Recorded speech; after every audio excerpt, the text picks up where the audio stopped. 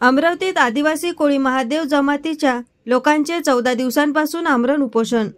उपोषणकर्ते बाबा जुवार आणि गजानन चुनकीकर यांची प्रकृती खालावली. 1976च्या कायद्याची अंमलबजावणी करून कोळी महादेव जमातीचे जात प्रमाणपत्र व वैधता प्रमाणपत्र देण्याची मागणी. शासनाने उपोषणाची कुठलीही दखल घेतली नसल्याचा आंदोलकांचा आरोप. 5 दिवसांपासून अमरावतीमध्ये निघाला होता हजारोंच्या संख्येने आदिवासी कोळी महादेव समाजाचा मोर्चा. आम्ही या ठिकाणी 14 दिवसापासून अन्नत्याग आंदोलन आमचं सुरू आहे. आमचं हे आंदोलनाचे निवेदन आम्ही 20 तारखेला 20/11ला दिलं आणि त्याच्यानंतर 6 पासून आमचं आंदोलन या ठिकाणी सुरू आहे.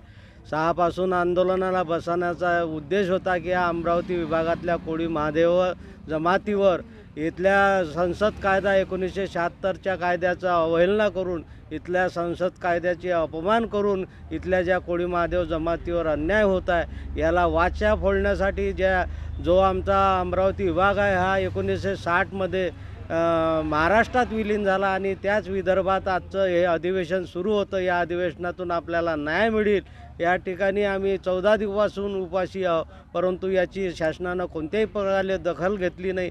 या ठिकाणी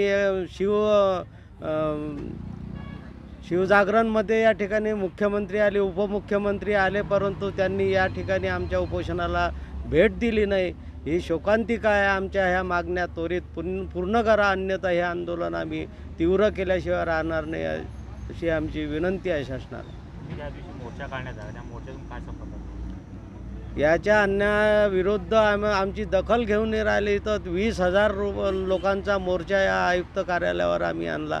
यानंतरही कोणत्याही प्रकारची या अधिवेशनात शासनानं दखल घेतली नाही. हेकेखोरपणा, फक्त आदिवासी मंत्र्यांचा हेकेखोरपणा आणि या ठिकाणी संसद कायद्याचा अपमान या शासन कसं